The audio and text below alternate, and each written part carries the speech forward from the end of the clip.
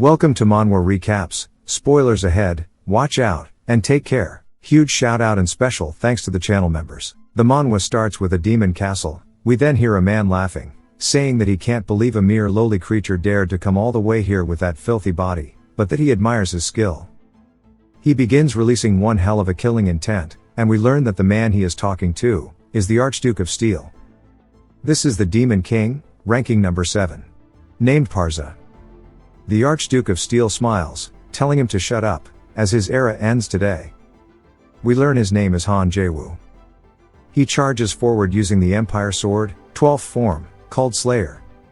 As he charges an attack overhead, he yells, telling the Demon King to take this, only for a status window to appear directly in front of his face, catching him off guard, telling him that connection to the server has been lost.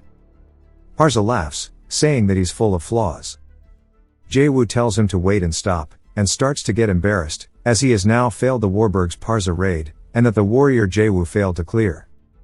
We hear some people in his apartment asking if he's still playing the game. Another one says that'll wake him up. The guy tells him to shake him gently. But we see his arm wrap around the cord as he unplugs it. Bro drops a log in his pants, saying uh-oh. As Jae-woo glares at him, he asks if he was the one who unplugged the Ethernet cable. The guy apologizes. Jae-woo tells him that he was basically done with the raid. And the other men say to stop him. Jae-woo explains that he might look like a gaming addict, but he actually used to be very popular. He was Hanum's problem solver, but also their big brain money goblin. He used to live a very good life, but then he realized how little all of it meant. As something catches his attention, he looks at a VR capsule and says that all of the things he had been so obsessed with were a waste of his time. The game he's been playing is Super AI Aquilia's VR masterpiece called Guardian of Humanity. This place had changed him. It is a single-player RPG with a giant open world. For him, who had not even read a picture book, this world was pure magic. Plus there were beautiful characters of various species, and their stories drew him in. But not only that, it also changed him, someone who used to only care about money. And they ended up borrowing some, all in order to buy a game capsule worth $1 billion. And that you could probably call him crazy. The guy that he's on top of asks how he can treat him like this when he's the one who invested money into him so he can game. Jae-woo laughs, saying that he understands, but he covered them more than just a few times.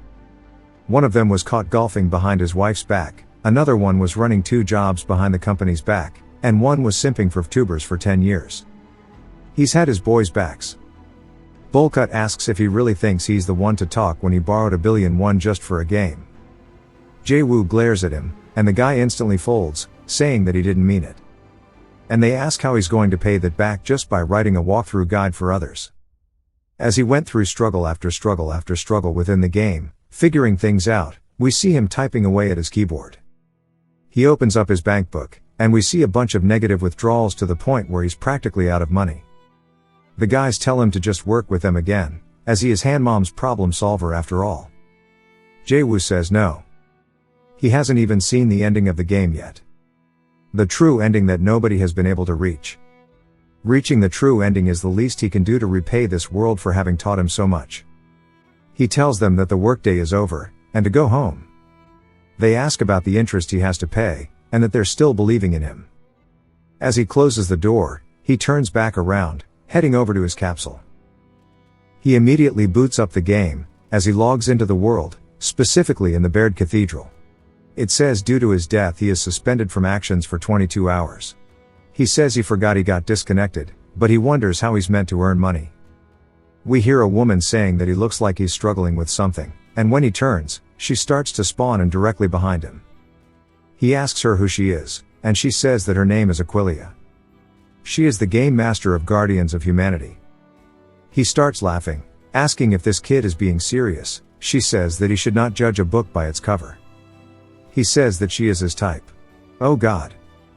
He then laughs, asking if she thought he'd believe her because she appeared out of nowhere and called herself Aquilia. She snaps her fingers as the entire world around them gets paused. He says this must be the time-stopping spell, and that's at least the SSS rank skill. She says it's not a skill, she just shut down the server for a little bit, asking if he believes her. She says that she came up with a new event for the 7th anniversary, wondering if he's curious about it. At 12 p.m., a new world will open, and she tells him to be the first to clear it as a new character. He says he hasn't even cleared the game as this character yet, and wonders if she's out of her mind. She tells him the reward will be $25 billion. Then she starts teasing him, asking if he's scared, instantly fueling him. She says that she also thought he wanted to see the true ending, as it might exist. The clue is to reach it, she means. He looks genuinely taken aback and goes to reach towards whatever she's holding in her hand, but she tells him to wait, as she puts it back in her inventory. She says that if he gives it a try, he might get a free gift. As she has sent him 30 million won, he starts saying this is crazy. She says this is all because he is her VIP, as he is number 1 in score, and he's higher than almost the next 3 combined. He asks if she's kidding, and he says it won't even matter if he doesn't manage to clear the game, and he'll be safe for this month's interest payment. He tells her that he'd be an idiot to say no to this event, and he'll give it a try. She says that she knew he would say this, as expected of the top player, and she'll send him in right away. She starts speaking enchantment table while her eyes zone out, and a halo appears above her head. Her whispers continue, as feathers begin flying, angel wings appear out of her back. A rift in time opens directly above her, and she says, installation. All of the NPCs in the world begin fading out, and when Jae-woo looks around, he sees himself on a moon overlooking the planet. She tells him that the door behind him will lead him to the new world. He asks if that's the Anywhere door, which is a joke about Doraemon, and if the game will start when he walks through it. She says yes, and he starts smiling while reaching towards the door, opening it. Then tells her that she better not forget about the reward money, as it's time for him to get the true ending. She says that she almost forgot to tell him that if his character dies in this event, he's gonna die in real life too. But he's already 1 foot in, and he asks her why the hell she forgot to tell him this, as he's already falling through the sky, landing in a random forest.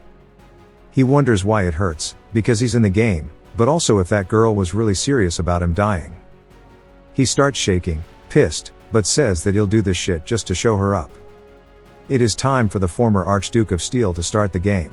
It jumps to some time later as Jae-woo is struggling to walk, saying that he's so thirsty and that he will not forgive Aquilia for doing this. He opens his status window, and we see that he's dehydrated, and he's already on the brink of death, only having 3 health left. He says that he can't believe that his max health is only 20, and he only has 3 mana. This character is straight cheeks. He's only walked for half a day, and he's already dehydrated, so how the hell is he supposed to get the true ending with this character? He then hears the sound of water dripping and instantly locks in. He finds a river and starts crying, saying, "Thank God for Bear Grylls," as he was about to drink his own piss. And he's really glad this game is so realistic. He starts drinking the water as his health goes up and up. Why he wiggling his ass though? Off in the distance, there's a woman in the river, which he notices. As he sees her naked back, he starts drooling, but due to being so excited, he lost 1 health. He wonders if this is who he thinks, and as she starts to turn towards him, his eyes light up as he is about to get blessed. But instead, it says that he needs to pay for the DLC. He asks why the hell they are making a VIP pay for the DLC, and he thought this was the complete edition. Then a group of women call out to him, saying that he has to pay up to see what's after this, as they start surrounding him. He turns surprised and asks how much. We then see him get thrown into a room with another man. As he's looking up at them, we see the woman who was bathing telling him to stay still, calling him a lewd brat. He only has 1 health left. She says that if he keeps quiet, she'll consider leaving his pants on. The other guy asks if he's okay, and Jae-woo asks how much he has to pay for the DLC. They start laughing while walking away. The man asks what he's talking about, and Jae-woo says it's nothing. The guy introduces himself as Rudd, a monster hunter. He introduces himself as Valor Steed, Valor, not sure where the name came from. Asking how he ended up in here. Rudd says that he was unlucky because he ended up coming near the witch's forest while chasing his prey. Jae-woo says that sure is some bad luck. Rudd says now it's his turn to tell him how he got here. Jae-woo says it's something just like his story. He doesn't want to tell him that he was peeping. Rudd says that he's not sure what he went through, but it's unfortunate since he looks so young. Jae-woo tells him it's fine, as this kind of situation is his specialty. Rud asks if he has a way out, to which Jae-woo says of course he does, because he is the one who wrote the guide on how to defeat these witches. It took him 3 whole days to get the plan all the way out. The 5 Witches of Havel, this title was given to them because they make their appearance in the Havel forest. Their names are Gunda, Kaldura, Aldaida, Fugel, and lastly, the one he was peeping on crazy style, Hijuju. Even though they're early game bosses that players have to get past, thousands have died to them, so they're pretty infamous for that. But if you look closer, they're very unorganized, as Fugel and Hijuju are arguing. Jae-woo then calls out to Fugel, saying that he's so glad she's alive. The status window tells him he is now provoking her. He says that he clearly remembers Hijuju saying that she'd kill her. Hijuju tells him to be quiet, and he looks back over, as Fugel is telling her to hold on a damn minute, asking who's going to kill who. His provocation has worked, because she hates Hijuju. Jae-woo says that he's also pretty sure he heard her say that she's going to kill her and take all of her assets. Rud asks if he's serious, and even Fugel starts buying into it, asking if she actually said this. Hijuju sighs, asking why she believes this. She then says it's not like Fugel is going to use all of her money, so she should give her some. The status window then says she's very greedy about taking assets from Fugel. Aldaida is oblivious to reading the room, and says that must be why Hijuju was making an acid bomb. Next is Gunda, whose biggest issue is she has a big appetite, so she asks where the food is. Finally, Kaldura is in love with fighting, asking if she can join in. As they all start screaming and yelling at one another, Jae-woo turns into a freak, making Rud regret being locked in with him. But it's all going according to his plan. One might think that they work as a team due to their title, but they have no teamwork whatsoever. People fight without knowing this, and that's why they've managed to kill so many people. It's so easy to make them fight with one another. As they start pulling each other's hair, Jae-woo tells Rud they should take this chance and dip. Rud says he sure is something else. As Jae-woo goes to leave, he grabs onto the rug, saying that before that, he has another idea. As he pulls it from underneath them, causing all of the witches to stumble backward, landing into one of the pots. They start screaming one after the other. Jae-woo tells Rud it's time to leave. Jae-woo laughs, saying these witches are stupid, and they sure do give a lot of experience, despite being dumb though. Something flies towards him as it wraps around his leg. It's Fugel's snake, and it has now ensnared him, meaning his movement is now limited. She tells him he's cunning, and she refuses to die alone. Jae-woo tries kicking at the snake, but he misses multiple times, and he tells it to get the hell off of him. He forgot that his character is hella weak. Rud says he can help. As he starts to unsheath his blade, he slices, cutting the snake's head off. He asks Jae-woo if he's okay, and Jae-woo thanks him, then asks if he can borrow his bow. Rud asks if he's good with it. Jae-woo takes it, as we see it has 15 attack and 30 range. Jae-woo says only a little bit though, as he aims directly above the pot towards a giant potion. The arrow flies in, shattering it, and they all look up.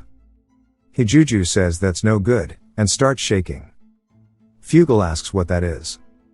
Juju screams, saying it's the acid bomb she's going to kill her with. Fugel also begins screaming. As it makes its way down towards them, getting closer and closer to the pot's liquid. As it comes into contact with it, it creates a giant explosion, and a rock lance hits Jae-woo on the head. Taking one of his health points, Rud asks if it's all over, and Jae-woo says to stop giving flags. But he gets an achievement called "These Witches Ain't Shit." Multiple status messages appear, saying that he has defeated the Witches of Havel Forest. He has also obtained 320,000 experience points and 5,000 achievement points. Jae-woo says they're definitely dead, to which Rud says that's good. He got really lucky at a low level, and all he has left is one more thing. Rud tells him that he thought he was done for, but he saved him. Though he thinks this might be too much, asking if he'll accept this as a gift of gratitude, and he gives him red dragon fruits. Jae-woo says this is unexpected. He doesn't remember it in his previous playthrough. Rud says that since they looked valuable, he took them from the witch's nest. Jae-woo thanks him as he swipes them and begins chugging them. Bro turns into Broly, and the status window jokingly calls him a dragonborn. He now has 220 health, and his other stats are skyrocketing as well. 100 strength, 120 dexterity. He says a normal player like him would never dream of having something like this, and he got very lucky. Rud smiles while looking at him, and calls out to him. While Jae-woo's still chewing, Rud asks if he's interested in monster hunting, while shaking out his hand. Jae-woo's confused because what appears is a relationship route with a monster hunter. Jae-woo finishes his food and tells him that he's got things to do instead. Rud says that must mean he's a busy young man. Jae-woo realizes this is a good opportunity. He doesn't have a class, so all the amounts of experience have nowhere to go. And if he leaves it like this, it'll disappear in a month. Rud goes to leave, but Jae-woo says he only has 3 months, and he wants to know if that is enough or not. Rud laughs, asking if he doesn't mean 3 years. They head deeper into the forest, and Rud says he'll give him his first goal. He can go deep into the forest and hide wherever he wants, he'll come after him in 30 minutes. Jae-woo says he's immediately going for the monster tracking skill from the hunter's skill tree, and he's making quick progress. He's explored this forest countless times, which means one thing. He knows the location of everything within it, even down to some of the little twigs.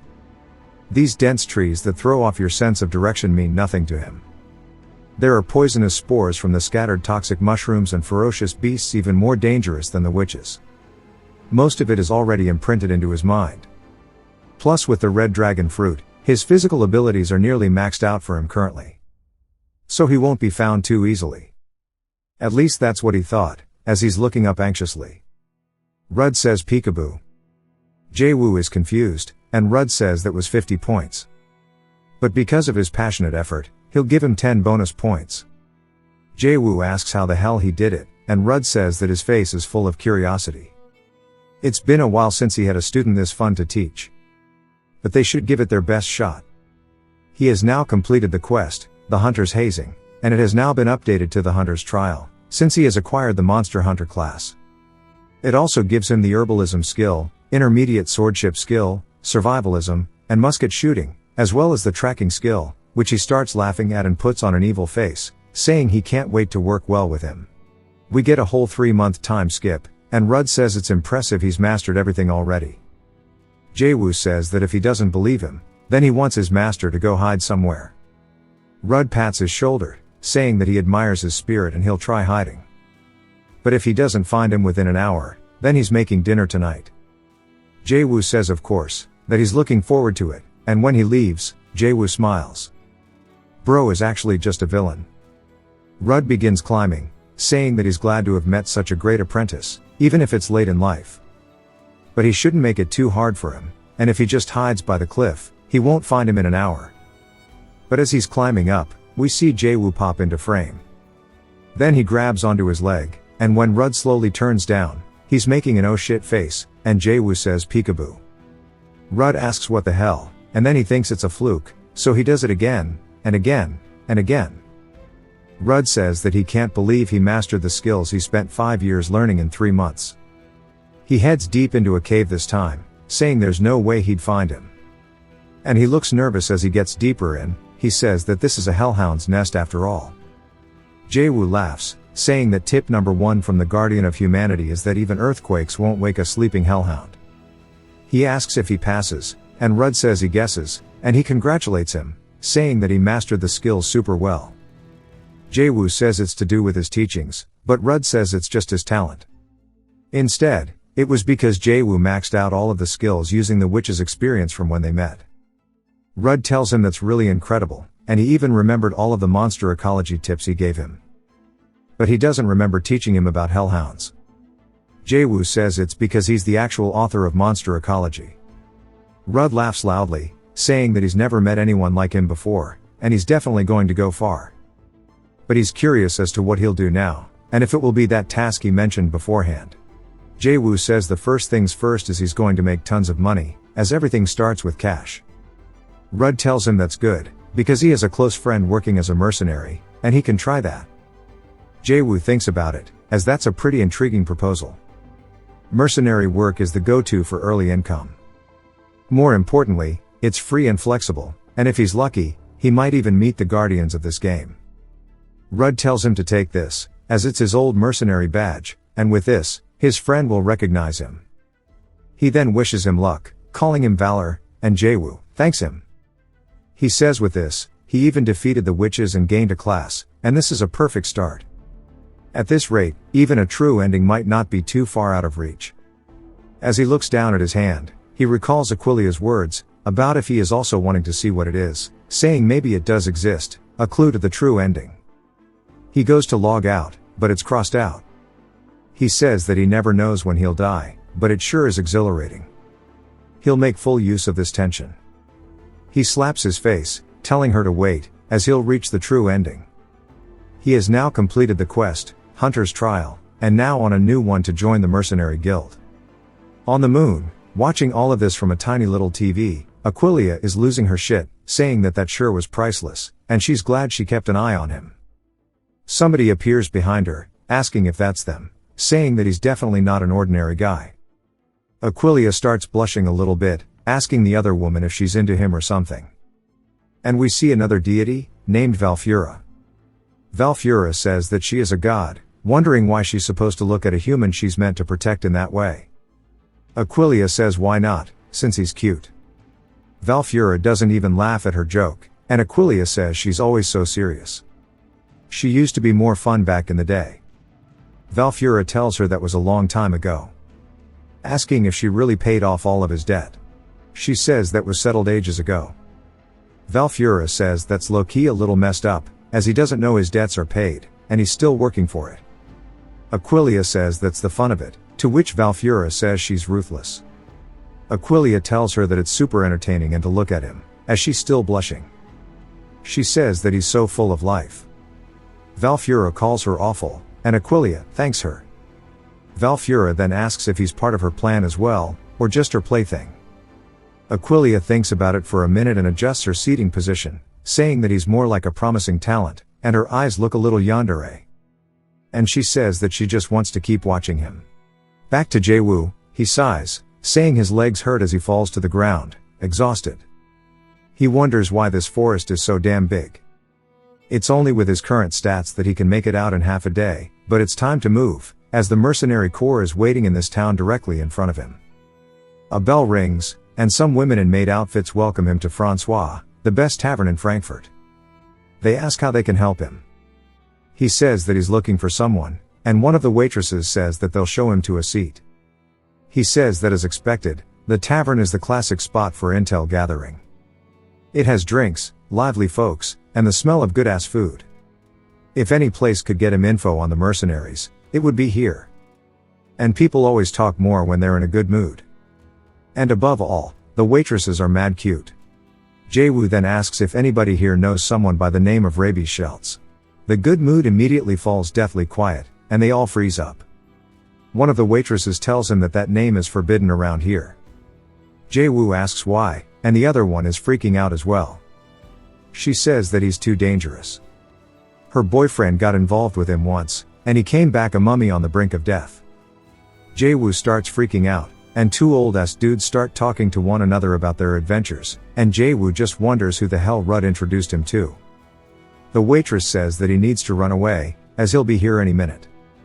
Jaewoo asks why she's so scared, and then he feels his face rub against someone. He wonders who it was as he glares, asking who it was. And it's none other than Schultz, who he's looking for. He spots the badge on Jaewoo's waist, saying that this is Rudd's. Realizing he must be the guy, laughing, saying this is perfect, and he's looking for a new battle slave, rather, companion. Jaewoo asks him what he just said, and says Rudd is an asshole. And then he's gonna kill him the next time they meet, because this dude's a freak. Jaewoo says in the end, he's a slave to be dragged into the war between the Prince Elector and the forces of Pizamit. Schultz says he sure does catch on quickly, and he sure is a smart kid. Jaewoo says even though he feels like he's getting conscripted to some country's army, this is a great opportunity. Also, the Prince Elector is a guardian of this game. Through him, he might get information on the other guardians. A horn begins blaring, and Schultz says speak of the devil, here he comes. But the game warns Jaewoo that this is an ambush, taking 30 health points away bro as an animal, as they are now watching the Prince Elector ride by them. Schultz says he'd fit right in with that group, but Jaewoo says this is different from what he expected. He's used to being on the opposite side of these things, but the Prince Elector this time looks kind of like a villain. Jae-woo is completely caught off guard by something, saying that he can't believe she's here, as we see a woman with long blonde hair riding atop the horse. He says that he did not expect Dame Vulporgus to be here. The Prince Elector glances over at her, asking if there's something wrong since she seems distracted. She says no and tilts her head down. He warns her the battlefield awaits, and Jae-woo explains that she was his companion in his previous playthrough, but he couldn't save her in any of them. Because every single time, she would die to the same monster, which is one hell of a creature, and he says that he couldn't overcome the barrier. Schultz asks if there's something wrong, but Jae-woo says no. He's determined that even if he has to risk his life, he will reach an ending where she lives. They head to the mercenary group, as they're all training, practicing with real swords. Jae-woo says this is pretty intense, jokingly asking if this is the Marines. Schultz laughs, saying that it's already starting, and they're going to be selecting group leaders through sparring matches, and there's money on the line as well. Jae-woo says pride and cash sure is one hell of a combination, but all he needs to do is make contact with the Prince Elector, and he should stay quiet for now, and he says okay. Schultz asks if this means he's participating. And Schultz grabs his shoulder, saying that he's participating too, and there's no way Rudd would send somebody clueless. Jae-woo asks why his opinion doesn't matter. But Schultz then asks everybody else in the training grounds if they want to go for a run with the newbie. Everybody gets excited at fresh meat, saying they'll go first, and Jae-woo wonders if he's not even allowed to object. But he guesses he'd better show some power before he meets the Prince Elector. Everybody gathers around as one of the men is standing before Jae-woo. His name is Max, telling him that it's nice to meet him.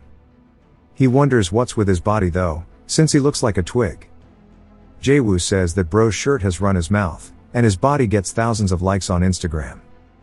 Schultz then asks if both sides are ready, and if they are, then they can begin. Max begins screaming while charging in, and we see his sword flying through the air, making everybody look surprised, as Max got defeated in a single hit, giving Jae-woo 15 fame. They ask what the hell just happened, but Jae-woo says this is to be expected. After eating the dragon fruits, his strength is on par with an ogre at the moment. The rest say that they gotta know what's going on, and they want to fight too. Jae-woo starts to get overwhelmed, saying one at a time.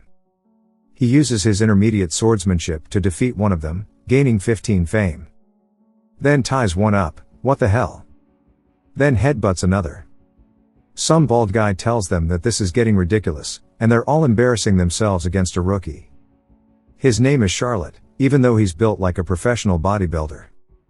Jae-woo wonders what's with his size, asking if he's even a human, and he says this is too much and needs to quickly combat log. But he remembers that he can't log out, and says that he needs to rest a little bit, but Charlotte says not a chance, as he leaps directly towards him. Jae-woo says fate sure does suck, but since it's come down to this, he'll settle it properly. Grabbing onto Charlotte's arm and his clothing, he hits him with a monster slam, which is pretty much just a judo throw, slamming him straight down into the concrete. Charlotte dies on the spot, and Jae-woo gains 30 fame, saying that he was way too heavy. They can't believe that Charlotte lost, but Schultz starts blushing.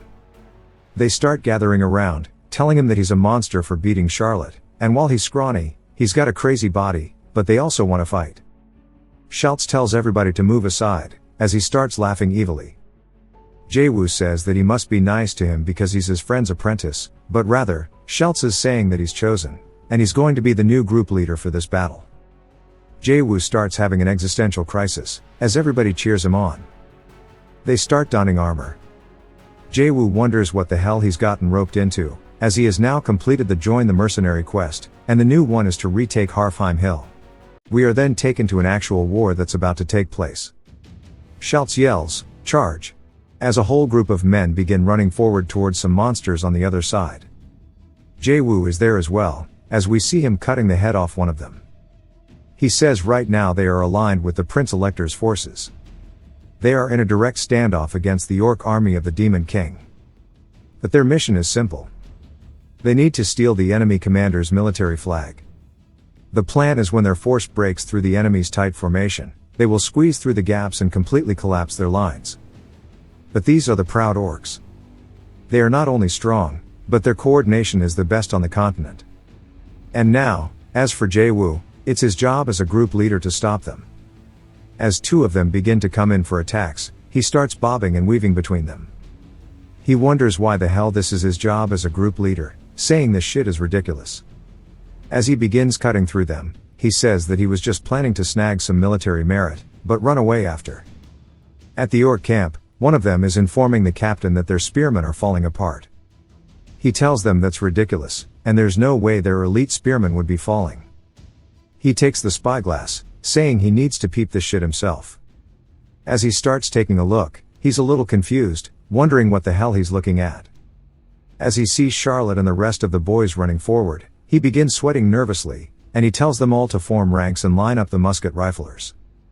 They start firing the muskets, but they bounce off the shields. Jae-woo says that's pathetic, asking if they don't even know what K2 is. Without rapid fire, muskets have to rotate firing ranks. And while they do that, it's their chance. As Jae-woo charges straight forward into the orcs, he tells the rest of the men to follow quickly and rip them apart.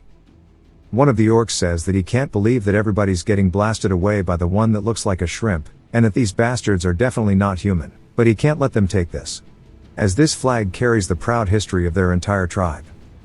As the rest of them charge in, he says that he'll never fold, only for him to immediately do it, as we see them waving the flag, cheering. Jae-woo says now he just has to hold out a little longer, and the military merit is his. Since he has stolen the flag, he has gained 30 leadership and 20 achievement. The horn begins blaring, and Max tells him that this is bad news, because their allies are retreating, and the orc reinforcements are already directly in front of them. Jae-woo says damn it, and victory was just within reach, wondering why they are leaving. Max asks what to do, wondering if they should just toss the flag and leave. Jae-woo asks what the hell he's saying, and Max says that they are already completely surrounded. As we see it's him, Charlotte, and some other dude in the middle of the enemy army. One of the orcs with a big-ass sword tells him that it's over. He is the hidden boss, the orc grand general named Kalyan. He calls them brave human warriors, telling them to give up and retreat, as these are his proud elite soldiers. If they return now and leave the flag behind, he will honor their bravery and spare their lives. Jae-woo says there's no way he'd believe that. If they come even a step closer, their flag is going straight into Charlotte's underwear drawer. Charlotte glares at them menacingly, and Kalyan says that there's no way they'd put it in such a filthy place. Jae-woo asks if they think there are rules within war. If it means winning, he'll rub their flag all over Charlotte's ass. The orcs start panicking, and they realize what they must do, as they point their muskets all around them. Charlotte drops his drawers, but they continue pointing their muskets at them. Kalyan tells them to fire, and as they start making a break for it, shooting their own flag, Charlotte's pulling up his pants.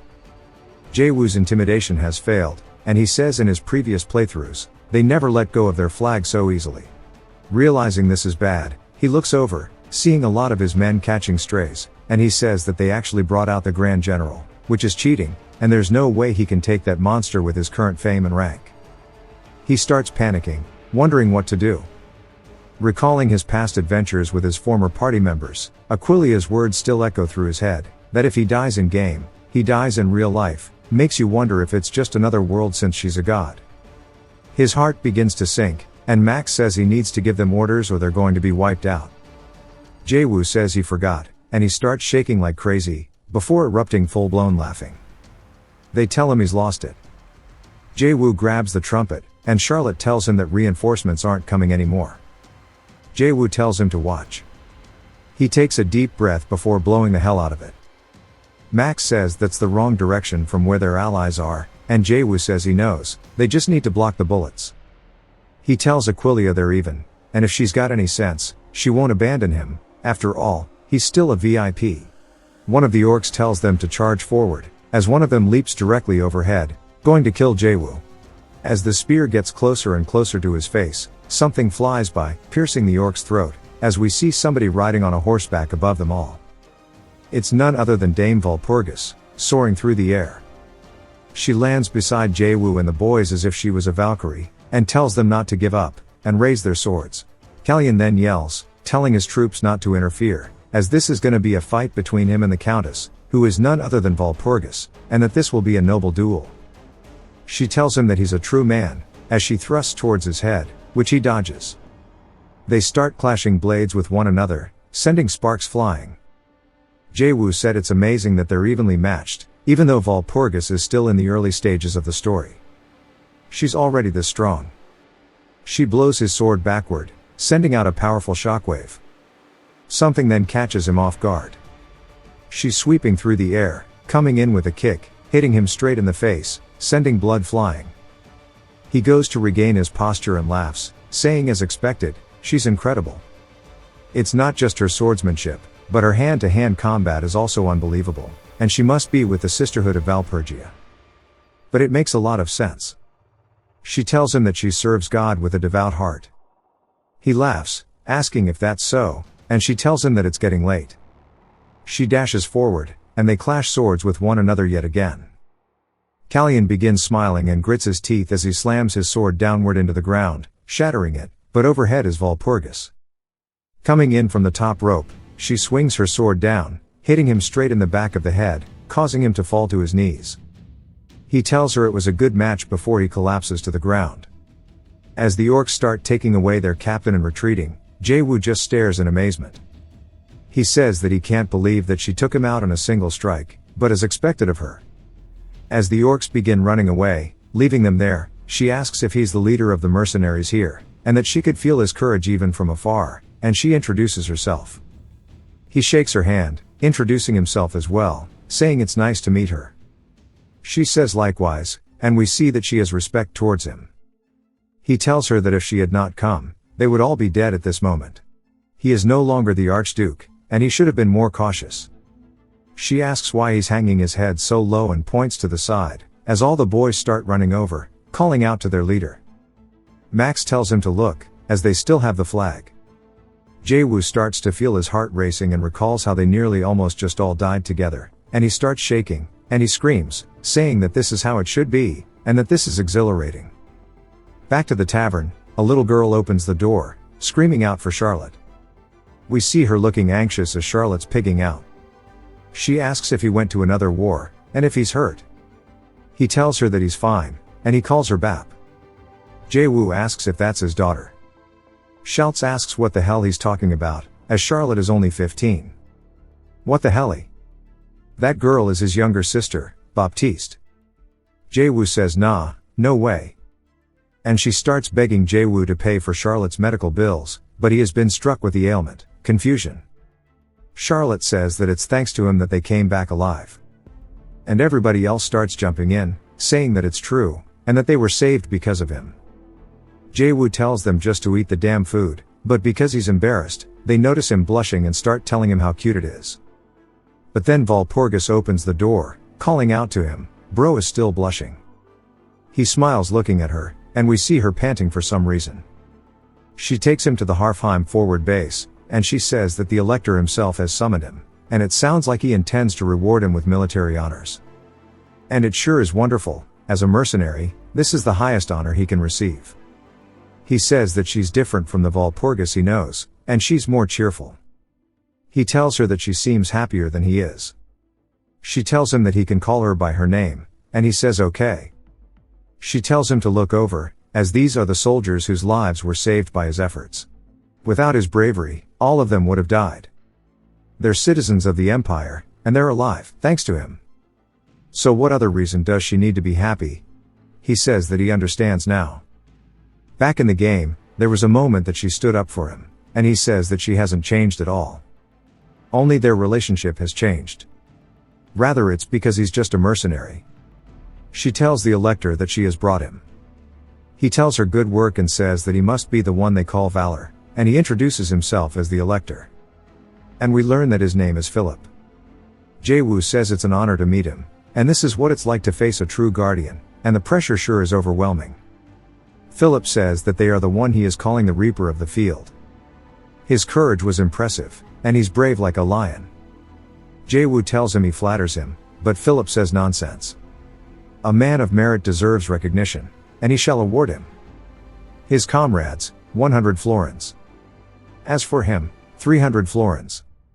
Apparently, 100 florins is the annual salary of a spearman. Jae-woo says he will definitely repay his generosity. Philip says that's good, asking if he has anything else he wants to say.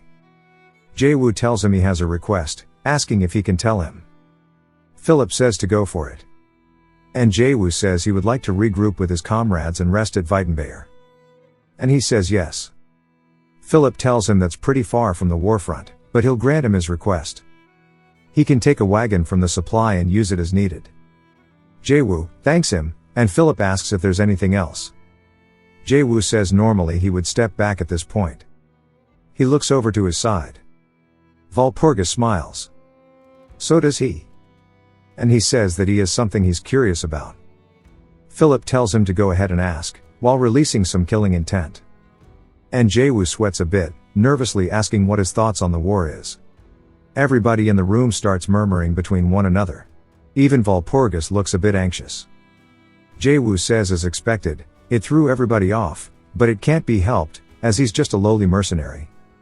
Philip asks him what he thinks instead. Jae-woo says with his limited perspective, he doesn't see the full picture, but there's something that worries him. One of the men laughs, asking what he has to be worried about, and if he thinks he's qualified to give the elector advice just because he earned 1 military merit. The rest say that he must have picked up some shitty information somewhere. But Vulporgus calls out to Philip, saying that there's a saying that goes even when crossing a stone bridge, one ought to tap it first, so why not hear him out? His pet asks how he, a lowly countess, will dare speak to the elector, but Philip tells his pet uncle that she's the niece of the elector of Bayern, and he should show some respect. Jae-woo says as expected of her, even Philip can't ignore her. The uncle puts aside his anger, and Philip tells Jae-woo to carry on, as he wants to know how he sees the war. Jae-woo takes a deep breath, saying that there is an ambush coming, which immediately makes the room feel a lot more tense. Philip says surely he assumes there's a basis for that. Jae-woo says there is. The Demon King Pazamit's main strategies have always involved ambushes and betrayals, taking the War of the Kingdom of Toa 10 years ago, and the battle with Margrave and Halt 6 years ago into account. They can deduce that in both battles, Pazamit's ambush tactics played a decisive role. With that being said, they must not overlook his other strategy, betrayals. The uncle looks anxious. Philip asks if there's an imposter in this room somewhere. Jae-woo says it's merely a possibility. Philip smiles, saying it never hurts to be cautious, but that caution is all it is. He starts releasing killing intent, saying he's quite bold. The only reason his head is still attached to his body is because he allows it, asking if he understands his place. Vulporgus goes to say something, but Jae-woo says he does and lowers it. Vulporgus realizes that Philip's in the wrong, but doesn't say anything. Jae-woo apologizes for overstepping and leaves the room. Jae-woo says he's suspicious. In his previous attempts, the elector's steel would have been more prudent. This time, he seems very arrogant, and that something is definitely different. First, red dragon fruits, which normally appear later. Also, Vulporgus, who never would have showed up till later either. Everything is different from his past runs. Then he starts to think about what it could be. She then calls out to him, and when he turns confused, we see her panting. Then she begins blushing a bit, saying that she finally caught up to him. He asks her what she needs, and she says that he sure does move fast. He asks if she ran all the way here because she was worried, and she says of course. Bro starts freaking out internally, saying that she's adorable. She wants to apologize on behalf of Philip for his actions and words, and if there's anything else that he would want, she'll make it happen. Then he can say whatever he desires. He starts shaking, saying that if it's whatever he wants. And he says that he could ask her for something outrageous. What a pervert. She tells him not to underestimate her, as she comes from one of the wealthiest noble families in the empire. He says money's good, and that must mean she has a lot of nice clothes. Bro is tweaking. He then thinks about something and smiles, saying that he would like to request a quill and a pistol.